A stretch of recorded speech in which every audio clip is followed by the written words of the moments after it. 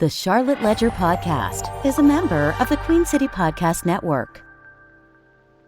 Hey, it's Cristina Bolling with the Charlotte Ledger, and you're listening to the Charlotte Ledger Podcast. To learn more about the Charlotte Ledger or to subscribe to one of our newsletters, go to thecharlotteledger.com.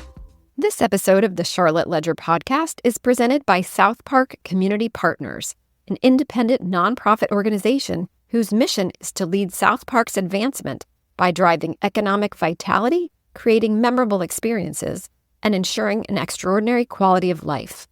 Visit southparkclt.org and follow South Park Community Partners on LinkedIn and on Instagram and Facebook at South Park CLT to learn more about the ways South Park supports the Charlotte region's economy.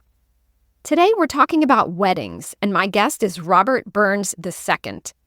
He's a Charlotte-based wedding photographer who's recently launched a new digital bridal publication called Bride Magazine. Robert, thank you so much for joining me on the podcast. Thank you very much, Cristina. I appreciate the opportunity to be here.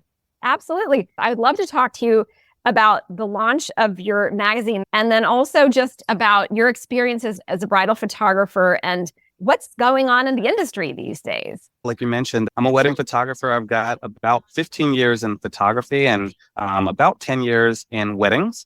And this year is is the year that I decided to launch a magazine that is going to start kind of local, but it's going to move from there. Well, so I'm really interested in the whole magazine idea. I feel like sort of in the industry, people got away a bit from magazines. It seemed like some of them folded over the years. And in the bridal industry locally, I know for a long time, Charlotte had Carolina Bride magazine that I believe is no longer. Carolina Bride folded about 3 or maybe 4 years ago. It's been gone for a little bit. That was one of the ones that I loved and was inspired by. But yeah, sadly, it's no more. Got it. Bridal magazines to me seem like sort of a chance for brides and I guess grooms also and families to kind of flip through pages and sort of be aspirational or decide what they like or don't like for their own weddings. What is it about a bridal magazine that made you want to kind of recreate that here? For a wedding photographer, from a marketing standpoint, from a business standpoint, you're going to connect with your potential customer, your client standpoint. Wedding magazines and any sort of area where you can showcase inspiration imagery is the best way or one of the best ways to get in front of your target market. So from a business standpoint, as a wedding photographer, I learned about wedding magazines very early on. Like, hey, if you want to get in front of your ideal clients, you need to be in them. You need to be advertising with them. You need to be, creating content with, around, and for them. But as you mentioned, the industry has changed quite a bit and it goes back and forth, back and forth. And so since we're moving away from the story is that we're moving away from print magazines,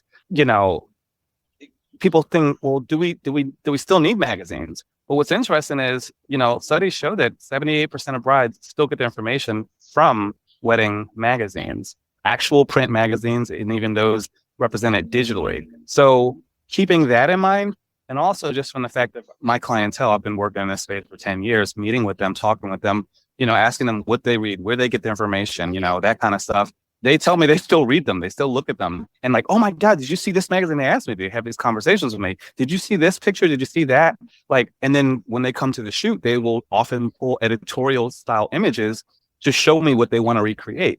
So it's like a lot of different reasons that I'm like, hey, I want to make sure that I'm represented in the editorial space and in magazines specifically, but also my background does push to print. So will your magazine be available digitally or in print or both? How are you going to come out? Yes. So we're starting digitally first. So we're basically calling it digital first. And then we are offering a limited print run. So for the Charlotte area, for some select wedding venues, we're also looking at some additional distribution outlets.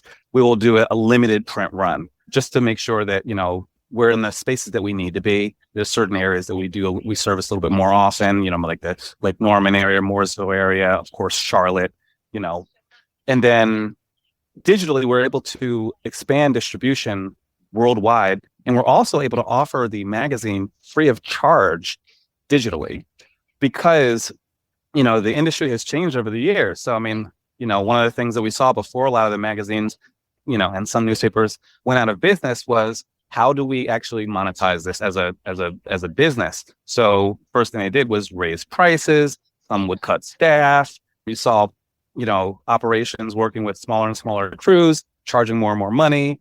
They were unable to sell that. They went digital, tried to paywall information and that kind of thing. So to avoid that, I decided, you know what, let's make it free. Let's make it accessible digitally. And then on the print side, locally in Charlotte, we can, have select distribution. So that was kind of my thought process around the decisions.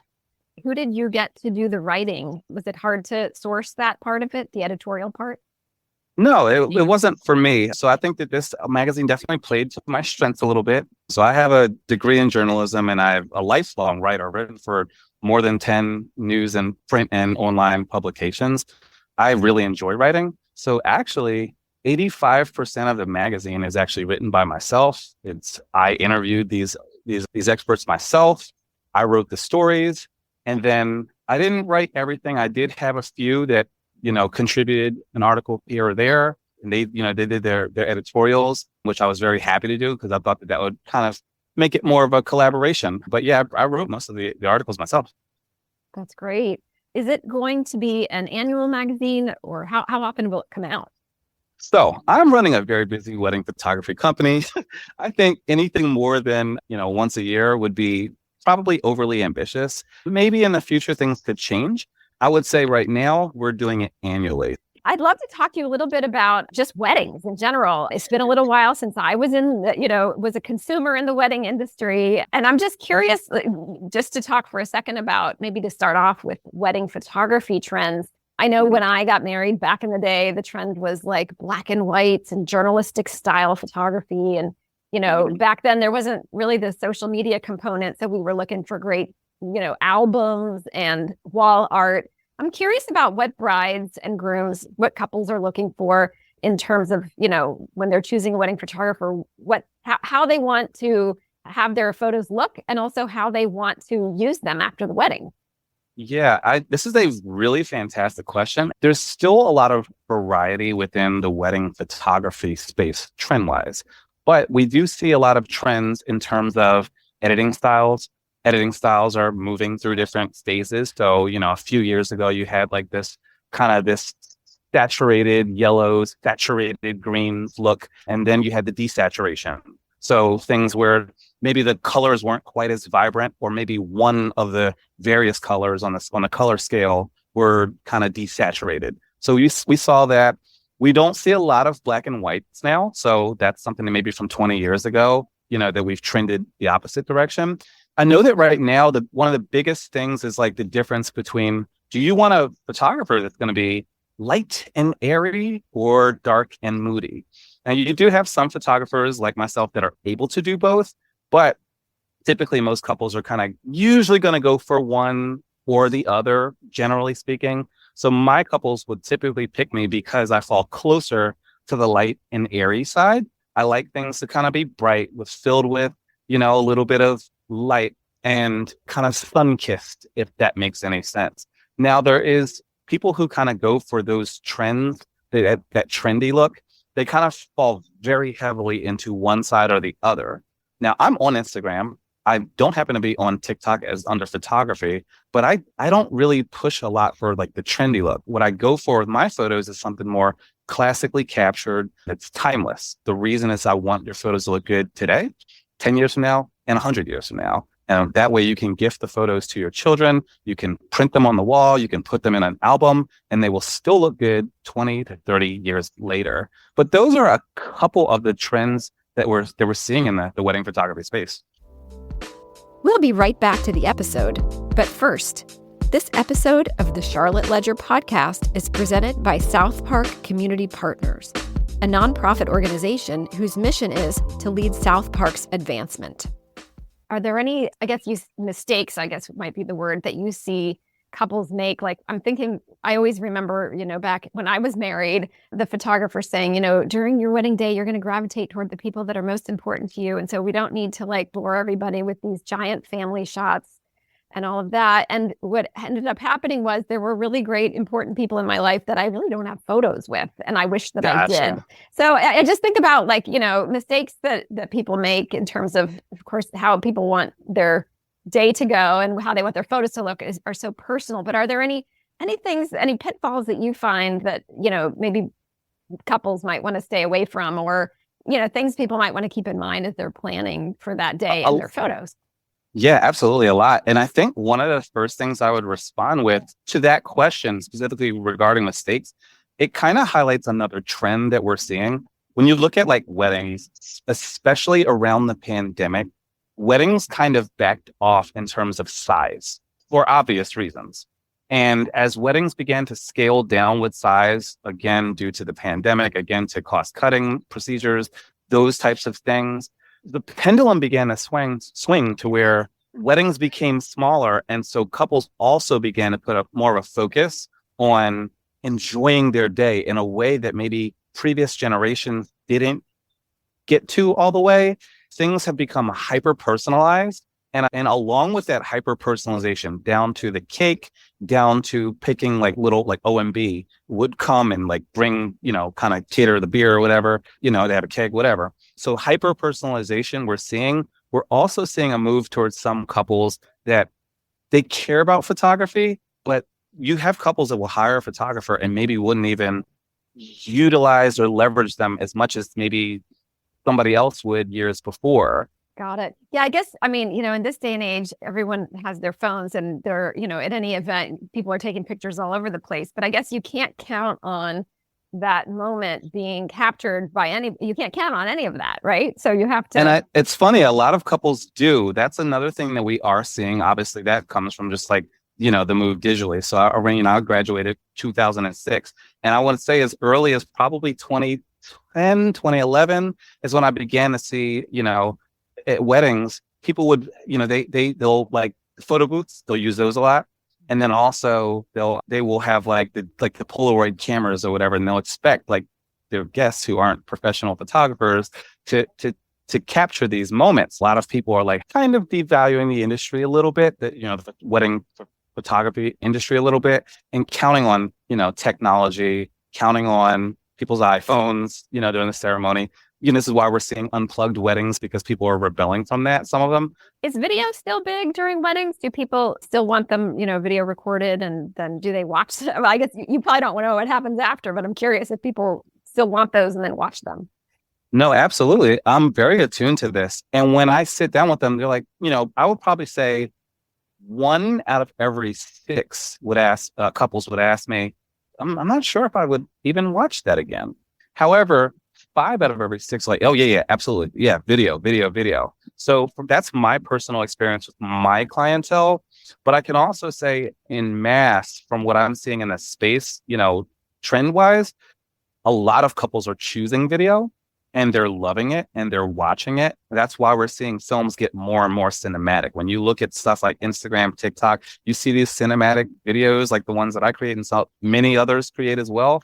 They are amazing and people do watch them over and over. I think the reason is the format. So 20 years ago, because I was in my mom and dad's wedding, they did a little untraditional or whatever. So I was 8 years old at my parents' wedding. They didn't even film their wedding, but some of their friends and their peers, they filmed their wedding. But the format was like a 30 to 40 to 60 minute video that was just kind of like one guy at the back of the room on a tripod, not moving. And you laugh because you could probably maybe relate to that, right? Sure. What's changed is now the predominant format with wedding video is what we call a highlight video. And that's typically seen in the 3-minute to 5-minute space. And that's really just like a basic people like, what is a highlight video? And I say this at every consult. It's basically every highlight moment from your day. When you're walking down the aisle, we get a clip of that or several clips of that from a few different angles. And then when you do the kiss, when you're at the ceremony, maybe parts of your vows are integrated. When you are dancing, like everything that you can imagine, like of course, epic drone shots get woven into the video. Now, every photographer is very different. Some don't offer a highlight video. Some offer a modified version that's like pared down where they don't have certain things.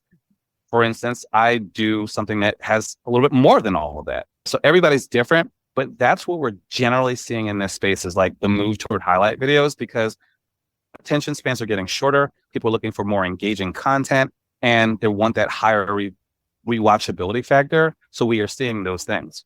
That makes sense. I mean, you will share a 3-minute video with, everyone in your social media feed or whatever, but no one's going to want to scroll through unless people are very invested in you and your family aren't going to want to go through 50 photographs, right? In terms of, but 100%. You need to have the photographs, of course, for yourself, but I could see how that would be so shareable and just to give people like a quick idea of how wonderful your day was.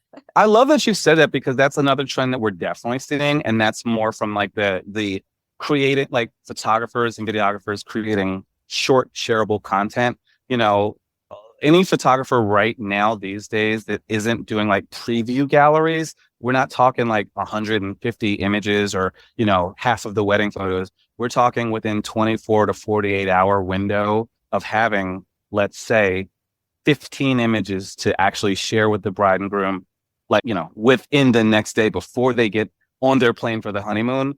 We're seeing a large contingency of photographers doing that just to keep up because the demand is there. And then the same thing on the video side, like basically like little cinematic trailers that might be 30 seconds or less, like you would see on TikTok or Instagram and what have you.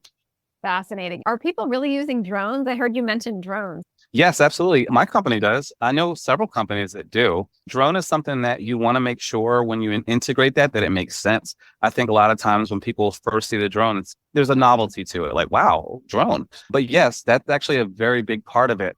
The way that drones are most often incorporated to wedding visuals is for context, to provide context, like, well, where did this all take place? So when let's say I do a lot of weddings in like the Lake Norman area. So say we're headed over Lake Norman and we've got a venue there, like for instance, Sweet Magnolia Estates. I worked several weddings there. To be able to place that venue in context, yes, we're going to have tighter in shots and stuff like that, especially on the video side, drones are used. But even when you have like some photos that are taken above the couple where they're laying in the grass, and then you see some wide shot that just kind of places them in context. It gives another perspective that maybe you don't always think about. And I think it adds another layer of service to it all because, you're managing various forms of technology, but you're doing it as tools to provide different angles and ideas visually. It sounds pretty dreamy, having a couple laying in the grass or whatever, and then sort of seeing them where they are. It's a lot of fun. It can be tricky to manage on a wedding day because there's only so much time. But I think, one of the tips that I often offer couples who are looking at incorporating various forms of media. So like, for instance, they want to hire a company to do photography, videography, and also drone. It makes a lot of sense for that type of company to only offer longer packages. Like for me, you'll see some couples that are looking for like a 4-hour or 6-hour package on their wedding day. And I think a lot of other companies out there that do photography and videography, when you offer something that's more in line with how long it takes to do the work. So in my case, I only offer 8-hour and 10-hour packages because that's how you're going to be best served as a couple. When we're able to spend the time to really get those cinematic visuals, to really fly the drone, to do those different things, and then still be in the wedding room in the bridal suite with you and spending that time to lay your dress, so to hang your dress up and get all the details right. So we do this consistently, but yeah, I think it is very dreamy, but yeah, I think managing it for a lot of people is a challenge. I wanted just to sort of run down some different thoughts that you have about trends right now, just being in that industry. What types of locations are you seeing that are popular? Are there new types of locations that people seem to be gravitating towards more these days? Yeah, I mean, that's a great question as well. I would say, you're always going to have people wanting to get married in private mansions, and they're going to want to get married in hotels. So those things aren't going to change.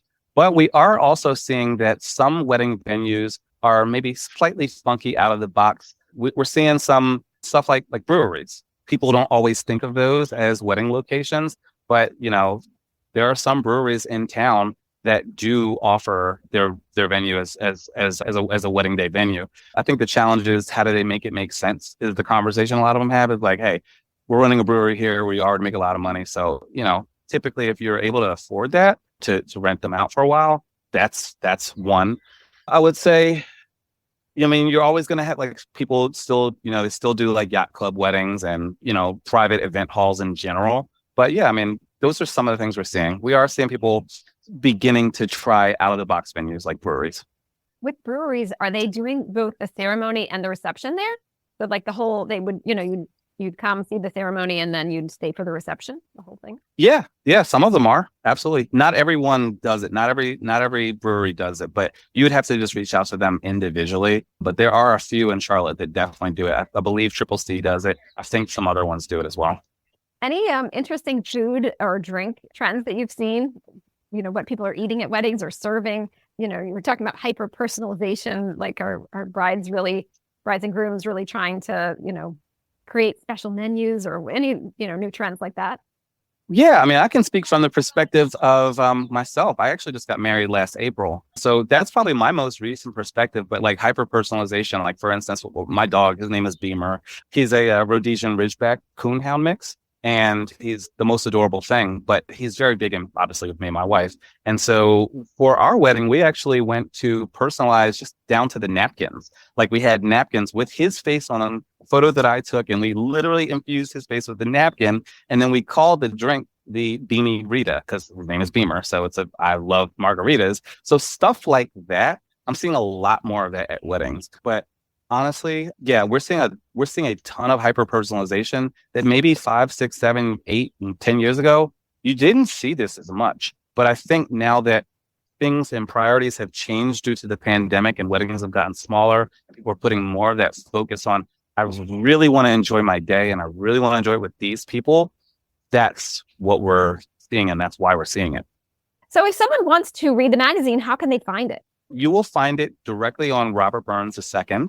Wedding.com. That's my website. That's Robert Burns II Photography and Videography. That's our website. On our homepage, it'll be right there. Also, for anybody who reaches out, of course, we'll send it to them. Well, thanks so much for coming on the podcast. It's been really interesting hearing about your magazine that's coming out and also just about new trends in the wedding industry. Cristina, thank you so much. I really appreciate it. Thank you to you and the Charlotte Ledger for having a conversation with me. It's been great. That's it for today. The Charlotte Ledger podcast is produced by Lindsey Banks. For more information about the Charlotte Ledger, go to thecharlotteledger.com. This episode of the Charlotte Ledger podcast was presented by South Park Community Partners, a nonprofit who leads South Park's advancement by driving economic vitality, creating memorable experiences, and ensuring an extraordinary quality of life. QueenCityPodcastNetwork.com